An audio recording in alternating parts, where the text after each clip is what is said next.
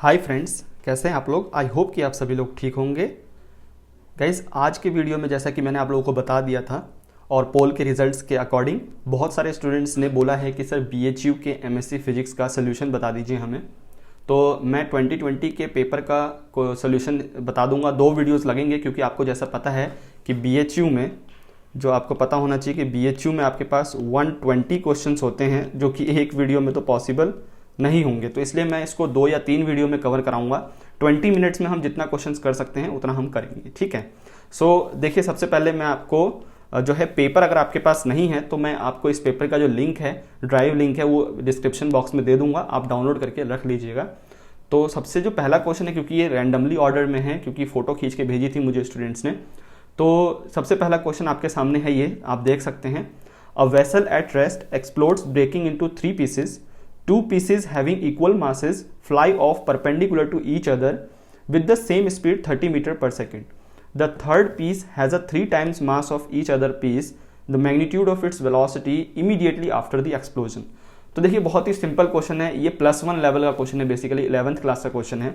But इसको solve करने के लिए आपको जो है कंजर्वेशन ऑफ लीनियर मोमेंटम की रिक्वायरमेंट होगी। तो क्या करते हैं हम सबसे पहले एक जो है एक सिंपल डायग्राम सा बना लेते हैं, जिसमें कि हमें ये पता चले कि जो एक्सप्लोजन हो रहा है वो किस तरीके का हो रहा है। तो ये मेरे पास वो जो है एक्सप्लोजन वाला सिस्टम है। ये 2 पीसेस में पहले एक्सप्लोड हो गया है और परपेंडिकुलर डायरेक्शन में, जैसे एक का मास m है तो वो u वेलोसिटी से इधर चला गया, और दूसरे का मास m है तो वो क्योंकि सेम मास है 2 जिसमें वो जो है एक्सप्लोड हो रहा है, तो वेलोसिटी सेम दे रखी है हमें, ठीक है। और कितनी दे रखी है, जो u की वैल्यू दे रखी है वो है 30 मीटर पर सेकंड दे रखा है। अब क्या हो रहा है कि जो थर्ड पीस है वो भी बेसिकली एक दूसरे के परपेंडिकुलर ही है। तो थर्ड पीसेस आप मान लीजिए कि वो ये है। थर्ड पीसेस का जो मास है वो 3 times of the other 2 pieces के हैं। तो इसका मान लीजिए 3m हो जाएगा, और वेलोसिटी जो है वो v है, जो कि हमें v ही निकालना है कि v कितना आएगा। तो यहाँ पर हम थोड़ा सा अपने हिसाब से इसको जो है डायग्राम को थोड़ा बनाते हैं। तो ये देखिए, सबसे पहले मान लीजिए कि जो ये थर्ड पीस है वो थीटा एंगल के साथ y एक्सिस के साथ एक्सप्लोड हो गया, ठीक है। तो यहाँ पर ये वाला एंगल तो 45 ही आने वाला है, आपको पता है, क्योंकि सेम मासेज हैं, और जो इसका मैग्नीट्यूड है वो mu√2 आ जाएगा। क्लियर सी बात है। Resultant of this 2 velocities is nothing but u√2। तो जो उनका रिजल्टेंट मोमेंटम आएगा, लीनियर मोमेंटम, वो mu√2 आ जाएगा, और ये एंगल 45 पर आएगा। क्लियर। और जो ये पूरा का पूरा एंगल है, ये पूरा का पूरा एंगल है, ये 135 हो जाएगा, 180 में से माइनस कर देंगे। तो यहाँ पर अगर मैं इसका कंपोनेंट बनाता हूँ तो 3mv cos थीटा हो जाएगा, और ये हो जाएगा मेरे पास 3mv sin थीटा हो जाएगा। क्लियर सी बात है यहाँ पर। अब देखिए, ये 45 आपको पता चल ही गया है, तो अब क्या लगाएंगे। सबसे पहले आप कर दीजिए कि 3mv cos theta is equal to mu, बस बात खत्म। 3mv cos theta is equal to mu। अब देखिए, यहाँ पर आपको पता है ये वाला एंगल कितना है, ये वाला एंगल कितना होगा बताइए, सबसे इंपॉर्टेंट है। ये वाला एंगल भी 45 हो जाएगा, क्योंकि अगर ये वाला एंगल जो है ये 135 है तो ये भी 45 हो जाएगा, तो ये भी 45 ही हो जाएगा। So 3mv 1/√2 is equal to m, और u की वैल्यू कितनी दी हुई है, 30 दी हुई है। सो m से m कैंसिल, ये 30, ये 10 हो जाएगा। So v is nothing but 10√2 metre per second. तो ये आपका आंसर हो जाएगा। आप देख सकते हैं अगर आप पेपर डाउनलोड करने के बाद कि 10√2 ऑप्शन बी जो है, ऑप्शन सेकंड जो है, वो बिल्कुल सही। क्लियर है। ये तो कुछ भी नहीं था, ये वाला एंगल 135 निकल के आ जाएगा हमारे पास, और ये टोटल एंगल हमें पता है कि ये वाला जो टोटल एंगल होगा, ये वाला जो टोटल एंगल होगा ये फिर से 180 का होगा। तो ये हम 180 में से इतना माइनस कर देंगे तो ये 45, तो ये भी 45 ही बचेगा। तो 45 3mv cos theta is equal to mu, just linear momentum का कंजर्वेशन, और आपके पास आंसर है। तो बड़ा ही सिंपल सा क्वेश्चन है, थोड़ा एक्सप्लेन करने में मुझे टाइम लग गया। नेक्स्ट क्वेश्चन की तरफ हम बढ़ते हैं। तो ये आपके सामने अब सेकंड क्वेश्चन है। कह रहा है the amount of work done in twisting a steel wire of radius 1 mm and length π² centimetre through the angle 45 degree will be if the modulus of rigidity of steel is this and this. तो सबसे important है आपके पास कि आपको formula पता होना चाहिए। मैं आपको स्टार्टिंग से ही बताया हुआ हूँ, अगर आपको फॉर्मूला हर चीज़ का पता होगा तो आप ऐसे सेंट्रल यूनिवर्सिटी के एग्जाम बहुत ही जल्दी और बहुत ही अच्छे रैंक के साथ सॉल्व करके क्रैक कर सकते हैं। तो फॉर्मूला क्या होता है, basically work done in twisting a wire, इसका जो सोल्यूशन होगा, इसका जो वर्क डन आप नोट भी कर सकते हैं अगर आपने पहले नहीं पढ़ा है। In twisting a wire through an angle theta क्या होता है, W is equal to half C theta square, बस सिंपल। अब यहाँ पर C क्या है, टॉर्जनल रिजिडिटी, क्या बोलते हैं हम इसको बोलते हैं टॉर्जनल रिजिडिटी। इसका एक अलग फॉर्मूला होता है जो कि होता है पाई ईटा r की पावर 4 ओवर 2l। यहाँ पर ईटा है share modulus of rigidity, modulus of rigidity आप सिंपल कह लीजिए मॉड्यूलस ऑफ रिजिडिटी। तो आप मॉड्यूलस ऑफ रिजिडिटी कह सकते हैं सिंपली। r का मतलब आपको पता ही चल गया होगा, रेडियस, l का मतलब है लेंथ, ठीक है, और pi is nothing but a constant. तो आप यहाँ पर क्या करिए, सबसे पहले जो जो वैल्यू दी हुई है आप वहाँ पर इसका C का वैल्यू निकाल लेंगे, और C का वैल्यू निकालने के बाद आप इसमें फॉर्मूले में पुट कर देंगे तो आपका आंसर मिल जाएगा। तो डायरेक्टली फॉर्मूला बेस्ड है, इसमें मुझे और एक्स्ट्रा चीज़ बताने की जरूरत नहीं पड़ेगी और आप ऑप्शन मैच कर सकते हैं। ध्यान रहे यूनिट बहुत ज़रूरी है, तो अगर आप उसको जूल में कन्वर्ट करके, यानी हर चीज़ को अगर आप ऐसा यूनिट में कन्वर्ट करके सॉल्व करते हैं तो ध्यान रहे कि आप बाद में उसको CGS यानी कि अर्ग में कन्वर्ट कर लें, क्योंकि सारे ऑप्शन आप देखेंगे पेपर में तो अर्ग में दिए हुए हैं। तो इस हिसाब से आप इस क्वेश्चन को सॉल्व कर सकते हैं, कोई टफ नहीं है, इसलिए मैंने इसको सॉल्व नहीं किया क्योंकि ये डायरेक्टली फॉर्मूला बेस्ड है, इसमें कोई कॉन्सेप्ट लगेगा ही नहीं। बस आपको टॉर्जनल रिजिडिटी कैलकुलेट करनी है और हाफ सी थीटा स्क्वायर, थीटा आपको 45 डिग्री दिया हुआ है तो डिग्री को आपको रेडियन में कन्वर्ट कर लेना है। और आई होप कि ये सारी चीज़ें बहुत ही बेसिक है, आपको पता ही होंगी। ठीक है, तो नेक्स्ट प्रॉब्लम हम सॉल्व करते हैं। मेरे पास जो है क्वेश्चन नंबर 3 है, बेसिकली यहाँ पर 6th है। The effective weight of an astronaut weighing 70 kg when his rocket in which he is stationed moves vertically upward with 6g acceleration।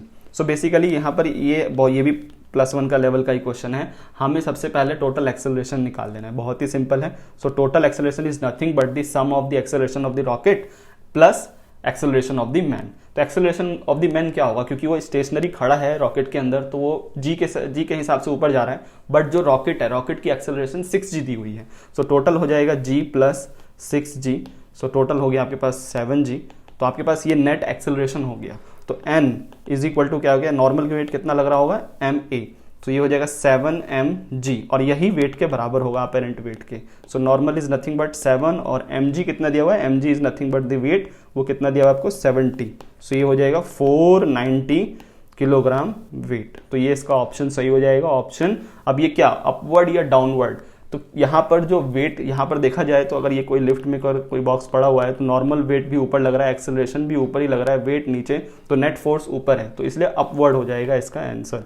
ठीक है, सो इसलिए अपवर्ड इसका आंसर हो जाएगा। तो करेक्ट ऑप्शन इज ए हो जाएगा। बहुत ही सिंपलेस्ट क्वेश्चन था, आपको नेट एक्सेलरेशन कैलकुलेट करना है और उसका नॉर्मल निकाल लेना है। जो अपेरेंट वेट जो होता है वो नॉर्मल के बराबर ही होता है, तो वही आपका आंसर हो जाएगा। नेक्स्ट प्रॉब्लम देखते हैं। तो ये मेरे पास 4th क्वेश्चन है। Radius of gyration of a spherical shell of radius capital R about its tangent. तो बहुत ही सिंपलेस्ट क्वेश्चन है ये। तो यहाँ पर क्या करना है, आपको एक स्फेरिकल शेल कंसीडर कर लेना है और इसका टेंजेंट के थ्रू हमें रेडियस ऑफ जायरेशन बताना है। तो हमें पता है इसके सेंटर से जो लाइन हम पास करते हैं इसका मोमेंट ऑफ इनर्शिया क्या है, ये हमें पता होना चाहिए कि सेंटर से मोमेंट ऑफ इनर्शिया क्या है। तो हम tangentially using theorem of parallel axis निकाल सकते हैं। सो यहाँ पर अबाउट द टेंजेंट क्या हो जाएगा, अबाउट द सेंटर प्लस ये तो हमें पता है, ये हो जाएगा mr²। तो सेंटर के थ्रू कितना होता है 2/3 mr² प्लस mr², तो ये हो जाएगा आपके पास 5/3 mr²। और आपको पता होना चाहिए कि यही जो कांस्टेंट होता है इसका अंडर रूट अगर आप कर देते हैं तो वो आपके पास क्या मिल जाता है, रेडियस ऑफ जायरेशन। इसको हम mk² के बराबर करते हैं, m से m कैंसिल हो जाएगा, तो k is nothing but 5/3 r। तो ये आपका आंसर हो जाएगा कि जो रेडियस ऑफ जायरेशन है of a spherical shell about the tangential point, about the tangent line, तो वो root 5/3 r। So correct option is 3। बहुत ही सिंपलेस्ट था, बहुत ही लॉजिकल था और इसमें आपको थोड़ा सा कंसेप्ट बस पता होना चाहिए। तो नेक्स्ट प्रॉब्लम करते हैं। तो ये मेरे पास नेक्स्ट क्वेश्चन है, कह रहा है the thickness of anti reflection film for wavelength 0.5 micrometre is 0.1 micrometre. The refractive index of the material of anti reflection coating is.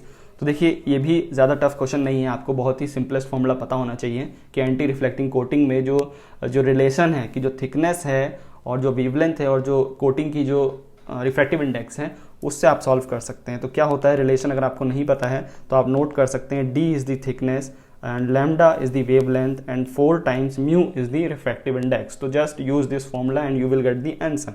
कितना दिया हुआ है, d मुझे दिया हुआ है 0.1 माइक्रोमीटर और जो लैम्डा दिया हुआ है वो 0.5 माइक्रोमीटर, हमें म्यू निकालना है। तो अब आप इसमें पुट कर दीजिए, तो ये हो जाएगा 0.1 is equal to 0.5 over 4 into mu. तो आप यहाँ से सॉल्व करेंगे तो 5/4 आ जाएगा, जो कि 1.25 के बराबर होगा। तो अब आपके पास आंसर है 1.25। Correct option is 2। कुछ नहीं था, बहुत ही बेसिक फॉर्मूला आपको बस पता होना चाहिए। नेक्स्ट प्रॉब्लम देखते हैं।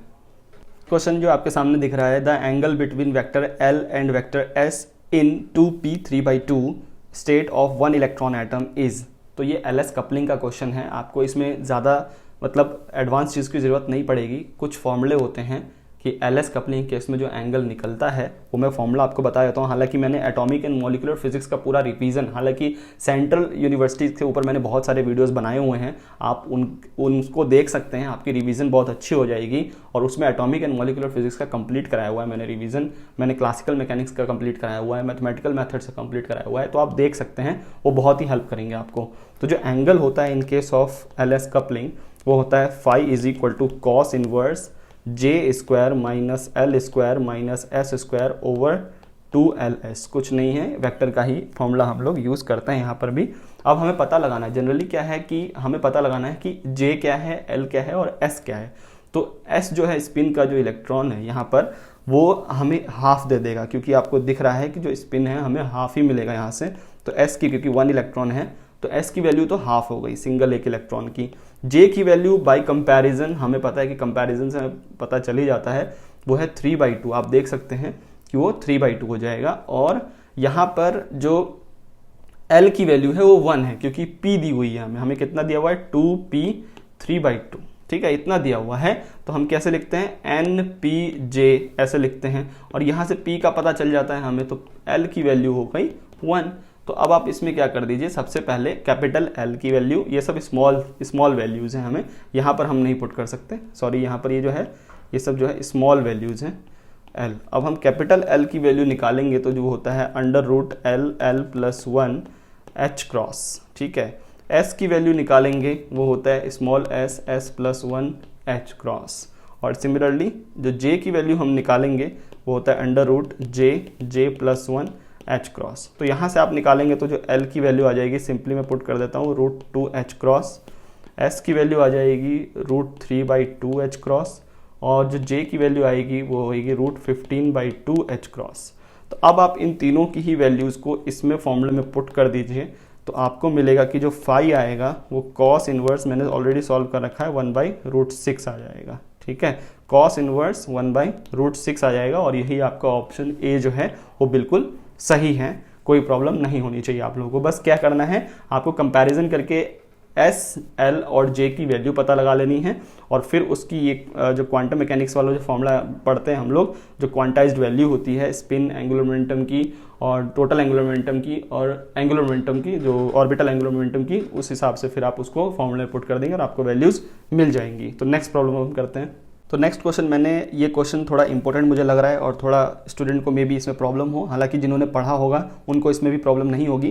कह रहा है if psi of x is equal to a e⁻⁻⁴ is the eigen function of a one dimensional Hamiltonian with eigen value e is equal to 0, the potential v of x in the units where h cross is equal to 2m is equal to 1 is. हमें basically wave function दी हुई है, तो देखिए हम अब इसको solve करते हैं। तो सबसे पहले हम यूज़ कर लेते हैं क्या, श्रोडिंगर इक्वेशन, क्योंकि जब भी आपके पास ऐसा कोई क्वेश्चन हो जिसमें कि आपको श्रोडिंगर जो है पोटेंशियल निकालना हो, तो आप सबसे पहले श्रोडिंगर इक्वेशन को ही यूज़ करेंगे। तो श्रोडिंगर इक्वेशन क्या कहता है हमें, ये कहता है कि जो आपके पास I H cross del over del T है, psi of X Y Z जो भी है, वो होगा आपके पास minus H cross square 2m, और ये डेल स्क्वायर इन 3D, और ये v ऑफ x, ये 3D नहीं, अभी मैं 1D ही यूज़ करूँगा, और ये साई ऑफ x। अब देखिए, क्योंकि आपको दिख रहा है कि क्वेश्चन में कि जो हमें साई ऑफ x दिया हुआ है वो a e की पावर ये दिया हुआ है, तो ये टाइम इंडिपेंडेंट है, तो ये वाला टर्म तो 0 ही हो गया। तो अब आपके पास बचा क्या, हमें करना है, ये भी चीज़ 1 हो गई, ठीक है, बेसिकली 1/2 हो गया, नो 1 हो गया, क्योंकि h क्रॉस की भी वैल्यू 1 है और 2m की भी वैल्यू 1 है, तो ये पूरा 1 हो गया। अब क्योंकि 1D की बात हो रही है तो ये हो जाएगा del over del X square, और साई ऑफ एक्स कितना दिया हुआ है a e की पावर दिस, और ये प्लस, और ये v ऑफ x हमें निकालना है, और ये दिया हुआ है a e की power 4x is equal to 0 हो जाएगा, सिंपल। तो अब हम इसको कर लेते हैं डबल डिफरेंशिएट। मुझे ये जो है लैप्लासियन कैलकुलेट करना है, तो इसको कैलकुलेट करने का बड़ा ही सिंपल तरीका होता है, आप इसे कर सकते हैं। मैं डायरेक्टली अभी लिख रहा हूँ, तो 4a e की पावर माइनस एक्स की पावर 4 एक्स स्क्वायर 4x की पावर 4 माइनस 3, आप इसे कैलकुलेट कर लीजिएगा। और ये v of x a e की पावर माइनस एक्स की पावर 4 इज इक्वल टू 0। अब हम क्या कर सकते हैं, किसी एक टर्म को उस तरफ ले जा सकते हैं। सो v of x a e की पावर माइनस एक्स की पावर 4 माइनस 4a e की पावर दिस, और ये हो जाएगा, मैं अंदर ही इसको मल्टीप्लाई कर देता हूँ, ये हो जाएगा 6 माइनस 3x स्क्वायर। ठीक है, सो यहाँ से आप ये चीज़ पूरी की पूरी कैंसिल हो गई, ये दोनों के दोनों कैंसिल हो गए। तो ये मेरे पास v ऑफ x दे देंगे यहाँ से 16, अगर हम इसको वो देखें तो 16x की पावर 6, और ये माइनस माइनस प्लस हो जाएगा, प्लस ये माइनस का प्लस 12x की पावर 2। तो ये अगर आप देखें तो कौन सा ऑप्शन बिल्कुल सही है। तो यहाँ पर माइनस में कुछ प्रॉब्लम हो रही है, यहाँ पर कुछ यस यहाँ पर ऑलरेडी माइनस था एक। ठीक है, तो ये ऑलरेडी माइनस था, तो ये प्लस ही रह जाएगा, तो प्लस रह जाएगा। तो correct option is 3 is the correct option. तो ये हमारा पोटेंशियल निकल के आ गया। यहाँ ऑलरेडी एक माइनस होता है श्रोडिंगर में, वो मैं यहाँ मिस कर चुका था। तो ये आपको इस तरीके से सॉल्व करना है। लैप्लासियन थोड़ा कैलकुलेट करने में टाइम लगेगा, बट आप इजीली सॉल्व कर पाएंगे। नेक्स्ट क्वेश्चन देखते हैं। क्वेश्चन जो है वो कह रहा है the Wronskian of a function cos hyperbolic X and exponential of X is. तो हमें इसमें रॉन्स्कियन निकालना है, और रॉन्स्कियन का अगर आपको फॉर्मूला नहीं पता है तो आप फॉर्मूला ध्यान रखें, हमेशा फॉर्मूला बहुत ज़रूरी है। तो रॉन्स्कियन का जो फॉर्मूला हम लगाते हैं, और वो जो फॉर्मूला है वो हमारे पास है W is equal to function, जैसे y ऑफ 1x है, y ऑफ 2x है, तो इसका फिर डिफ्रेंशिएशन इसी के नीचे क्या होता है, उसका हम डिफ्रेंशिएशन लिखते हैं। तो y1 डैश और ये y2 डैश, और फिर हम इसका डिटर्मिनेंट निकाल लेते हैं। तो वही है मेरे पास रॉन्स्कियन। अगर मेरे पास 3 फंक्शन है तो अगले जो तीसरा कॉलम ऐड हो जाएगा, चौथा फंक्शन है तो चौथा कॉलम ऐड हो जाएगा। तो y ऑफ 1x जो है वो कॉस ऑफ हाइपरबोलिक x है, और y ऑफ 2 जो है वो एक्सपोनेंशियल ऑफ x है। तो y1 डैश x जो आ गया वो साइन हाइपरबोलिक x आ गया, और y2 डैश x जो आ गया वो एक्सपोनेंशियल ऑफ x ही रहा। तो अब मैं इसको पुट कर देता हूँ उसमें। तो w इज इक्वल टू, ये हो जाएगा कॉस हाइपरबोलिक x, और ये हो जाएगा e की पावर x, और ये हो जाएगा साइन हाइपरबोलिक x, और ये e की पावर x। तो यहाँ से अगर देखा जाए तो e की power x cos hyperbolic x, और ये माइनस e की power x sine hyperbolic x। ठीक है, तो ये e की पावर x तो कॉमन आ गया, कॉस हाइपरबोलिक x माइनस का साइन हाइपरबोलिक x। और आई होप कि आपको पता होना चाहिए ये चीज़ कि cos hyperbolic x minus sine hyperbolic x जो होता है वो e की पावर माइनस x होता है। तो e की power x multiply by e की power minus x is nothing but 1 हो जाएगा आपके पास आंसर। ठीक है, सो करेक्ट ऑप्शन इज 2। क्लियर है, यहाँ तक कोई प्रॉब्लम नहीं होनी चाहिए। रॉन्स्कियन का ये फॉर्मूला आपको पता ही होना चाहिए, बहुत ही इंपॉर्टेंट है, क्वेश्चंस आ जाते हैं। सो जो नेक्स्ट क्वेश्चन जो मैं ले रहा हूँ वो है a gas off photons inside a cavity of volume v is in equilibrium at temperature T। If the temperature of the cavity is changed to 4T, the radiation pressure will change by a factor of। बड़ा ही simple सा formula है। Radiation pressure और temperature के बीच में 4th power of temperature का relation होता है। यानी कि अगर आपके पास रेडिएशन प्रेशर P है तो टेम्परेचर के 4th पावर पर डिपेंड करेगी। सो P1 अपॉन में P2 is nothing but T1 upon में T2 की पावर 4 हो जाएगी। तो आपके पास P1 जो है वो आप उसे मान सकते हैं कि P मान लीजिए, और P2 को आप P2 ही रहने दीजिए। T1 आपको पता है कि वो कितना दिया हुआ है, T दिया हुआ है, और ये आपसे बोल रहा है कि 4 टाइम्स ऑफ T कर दिया है। तो ये हो जाएगा आपके पास कितना, P2 इज नथिंग बट 4 की पावर 4 इज 256, तो 256 टाइम्स ऑफ P हो जाएगा। So correct option is D। Next question है मेरे पास, कह रहा है given integral of 0 to infinity e की power minus alpha X square D X is equal to half root pi by alpha. The integral 0 to infinity X square E की power alpha X square is equal to. देखिए ये simple ही है, ज़्यादा tough नहीं है। सो इसमें हमें दिया हुआ है कि 0 टू इन्फिनिटी ई की power minus alpha square D X is equal to 1/2 root pi by alpha. तो हमें निकालना क्या है, हमें निकालना है इसके लिए एक्स स्क्वायर ई की power x square D x के लिए निकालना है 0 टू इन्फिनिटी। तो हम क्या करते हैं, बाई पार्ट्स लगा देते हैं। तो बाई पार्ट्स का जो फॉर्मूला होता है कि वो integral of f g dash is equal to f g minus integral of f dash g. तो एफ और जी अब मुझे आइडेंटिफाई करना है। तो एफ तो हो गया मेरे पास तो f जो है मैं कंसिडर कर रहा हूँ कि जो f जो है वो x है और g डैश जो है वो है x मल्टीप्लाई बाई e की power minus alpha x square. So f dash कितना हो गया 1 हो गया और g इसको हम जब करेंगे इंटीग्रेट सो g की वैल्यू आ जाएगी माइनस e की power alpha x square over 2 alpha. आप इसको कर सकते हैं, मैं इसलिए कुछ स्किप कर रहा हूँ क्योंकि टाइम बहुत ज़्यादा लग जाता है।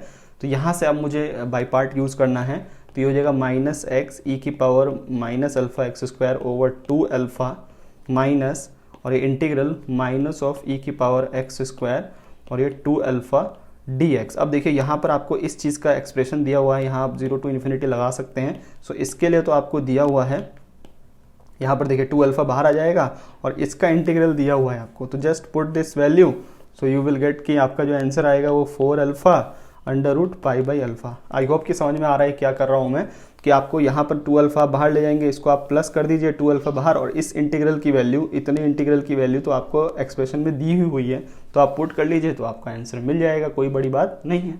क्वेश्चन जो है जो कि जनरली स्टूडेंट्स नहीं पढ़ते हैं अपने बैचलर्स लेवल पे, वो है टेंसर्स। तो ये मैंने सोचा एक टेंसर का क्वेश्चन भी आपको एक फॉर्मूला बता देना चाहिए। सो कह रहा है the number of independent components of an anti symmetric tensor of rank 2 in 4th dimension. तो टोटली एंटी सिमेट्रिक टेंसर के लिए जो आपको निकालना है वो सिंपली DCR कर देना है, where D is the dimensions, ठीक है, और R का मतलब है किस रैंक का, ठीक है। सो DCR का मतलब हो गया 4C2 4 factorial over 2 factorial multiply by 2 factorial 4 into 3 into 2 factorial over 2 factorial into 2 factorial cancel. So ये हो जाएगा आपके पास 6, बात खत्म। तो ये आंसर इज 4 इज करेक्ट, मतलब 4th D option is correct. So 6 आ जाएंगे, मतलब ऐसे 6 कंपोनेंट्स बनेंगे जो कि इंडिपेंडेंट होंगे एक टोटली एंटीसिमेट्रिक टेंसर के लिए जिसका रैंक 2 होगा और वो इस dimension D dimension basically 4 dimensions में होंगे। सो correct option is D, 6 number of components आएंगे। नेक्स्ट क्वेश्चन मैं ले रहा हूँ, ये लैग्रांजियन से रिलेटेड है। The Lagrangian of a simple pendulum consisting of a Bob of mass m suspended bye a string of length l displaced from the equilibrium position by an angle theta is given by l is equal to half ml square theta dot square minus mgl 1 minus cos theta. The equation of the motion for this system for small oscillation about the equilibrium position is given by। देखिए question बहुत ही simple है, हमें Lagrange दिया हुआ है, हमें equation of motion निकालना है। So what we can do, use directly Euler Lagrange equation. Euler Lagrange equation क्या होता है, मैं आपको यहाँ पर लिख देता हूँ कि del l over del theta minus d over d t और del l over del theta dot is equal to 0। ठीक है, यहाँ पर थीटा जो है हमारे पास पोजीशंस के कोऑर्डिनेट्स दिए हुए हैं एंगुलर टर्म्स में। तो यहाँ पर सबसे पहले del l over del theta आपको निकालना पड़ेगा।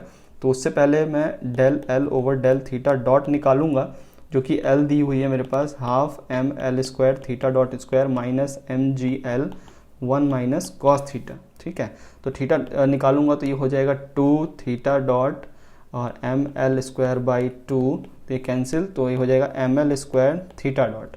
अब इसका अगेन टी के रिस्पेक्ट में कर देता हूँ। So d over d t del l over del theta dot, ये हो जाएगा मेरे पास m L square theta double dot. Clear, इसको आप यहाँ पर लिख सकते हैं। फिर अब मैं थीटा के रिस्पेक्ट में करूँगा तो ये टर्म तो होगा ही नहीं, यही वाला टर्म आएगा मेरे पास सिर्फ। तो ये हो जाएगा एम जी, ये माइनस का और ये यहाँ पर माइनस साइन थीटा प्लस हो जाएगा क्योंकि माइनस कॉस थीटा है, तो ये हो जाएगा minus M G sine theta. तो ये इतना ये वाला टर्म हो गया। ठीक है, यहाँ पर कॉस थीटा है, यस कॉस थीटा है मेरे पास, और डेल ओवर डेल थीटा निकाला हमने, तो ये साइन थीटा हो जाएगा। अब इसका इक्वेशन ऑफ मोशन निकालना बड़ा ही सिंपल है क्योंकि स्मॉल ऑसिलेशन की बात हो रही है। तो यहाँ पर देखा जाए तो ये sine theta for the small oscillation is replaced by theta, तो ये हो जाएगा माइनस एम जी थीटा। तो आप इसमें पुट कर लीजिए, तो ये हो जाएगा माइनस एम जी थीटा और ये minus M L square theta double dot is equal to 0। तो ये आपका एम से एम कैंसिल हो जाएगा, तो ये M G theta is equal to minus M L square theta double dot. So M से एम कैंसिल हो जाएगा। अब आप देख सकते हैं आंसर आपके सामने ही दिख रहा होगा, theta double dot plus G by L theta is equal to 0। So correct option is D, correct option is D. Small oscillation के लिए बस मैंने साइन थीटा को थीटा के साथ रिप्लेस कर दिया और ये आपके पास इक्वेशन बच जाएगा, जो कि एक एसएचएम की इक्वेशन है। और आप जानते भी हैं कि एक सिंपल पेंडुलम के लिए जो है एसएचएम की इक्वेशन होती है वो इसी फॉर्म में होती है। ठीक है, एक और क्वेश्चन लैग्रांजियन का है, फिर हम आज के वीडियो में इतना ही क्वेश्चन करेंगे। देखिए ये एक और क्वेश्चन जो कि लैग्रेंजियन से रिलेटेड है, कह रहा है the Lagrangian L for a particle of mass m falling freely consider along z direction in the earth's gravitational field. देखिए लैग्रेंजियन बेसिकली होता क्या है, Lagrangian is nothing but the difference between the kinetic energy and the potential energy. So अगर कोई object है जो कि अगर मैं इसको z डायरेक्शन मान लूँ, इसे नीचे की तरफ आ रहा है जो है बेसिकली फ्री फॉल में है, तो जो इसकी काइनेटिक एनर्जी है जो t है वो तो half m z dot square हो जाएगा। ठीक है, पोजीशन के time derivative of position is nothing but the velocity, तो वो z पोजीशन z डायरेक्शन में आ रहा है तो half m z dot square हो जाएगा। और जो पोटेंशियल हो जाएगा क्योंकि वो ग्रेविटेशनल फील्ड की ही तरफ आ रहा है तो वो m g z हो जाएगा। ठीक है, तो ठीक है, हमारे पास जो पोटेंशियल हो गया, जो ग्रेविटेशनल पोटेंशियल हो गया वो m g z हो गया, और जो काइनेटिक हो गया इतना। So simple Lagrangian is nothing but the half m z dot square minus का m g z। करेक्ट हो गया, तो correct option is a is the correct option. कुछ नहीं था इस क्वेश्चन में। बेसिकली मैं देख रहा हूँ कि इसमें बहुत ही सिंपल क्वेश्चंस पूछे गए हैं, तो इसलिए मैं सिलेक्टिव क्वेश्चंस के ही आंसर्स बता रहा हूँ। तो ये मैंने आज के वीडियो में आपको कुछ क्वेश्चंस के सोल्यूशंस बताए हैं, तो आई होप कि आपको सारा चीज़ समझ में आ गया होगा। नेक्स्ट वीडियो में भी हम इसी को कंटिन्यू करेंगे और कुछ और टफ प्रॉब्लम्स को सॉल्व करेंगे। कुछ तो ऐसे ही क्वेश्चन है कि आप बहुत ही सिंपलेस्ट वे में खुद ही कर सकते हैं। इसमें 120 के 120 क्वेश्चन टफ नहीं आए थे 2020 के पेपर में, लेकिन फिर भी हम आपको सॉल्व कराएंगे वो सभी प्रॉब्लम्स जो कि हो सकता है कि आप कहीं ना कहीं अटक जाएं। तो इस वीडियो में तो इतना ही हम सॉल्व कर रहे हैं due to lack of time. Next video में हम मिलेंगे जिसमें कि हम और कुछ एक्स्ट्रा प्रॉब्लम्स को सॉल्व करेंगे। अगर आपको कोई भी डाउट है इस वीडियो में कि सर ये चीज़ समझ में नहीं आया, ये कैसे हुआ, सारे फॉर्मूले को आप नोट डाउन करते रहिए जो भी मैं बता रहा हूँ। और साथ ही साथ मैंने हर एक सब्जेक्ट का रिवीजन कराया था लास्ट ईयर भी मई जून में सेंट्रल यूनिवर्सिटी के लिए, तो आप ज़रूर उस प्लेलिस्ट को चेकआउट करिए, बहुत ही फायदा करेगा आपको, आपका कंप्लीट रिवीजन करा देगा। और कोई भी डाउट हो तो आप वीडियो के कमेंट सेक्शन में लिखिए, मैं आपको ज़रूर रिप्लाई दूंगा और ये पेपर मैं शेयर कर दूंगा आप लोगों के साथ, ताकि नेक्स्ट वीडियो से आपको समझ रहे कि ये क्वेश्चन मैं करा रहा हूँ। ठीक है, वीडियो अगर आपको अच्छा लगा है तो लाइक कर दीजिए, चैनल पर आप नए हैं तो सब्सक्राइब ज़रूर कर लें प्लीज़, और मिलते हैं नेक्स्ट वीडियो में। तब तक ख्याल रखिए अपना भी, अपनी फैमिली का भी। Good bye, take care.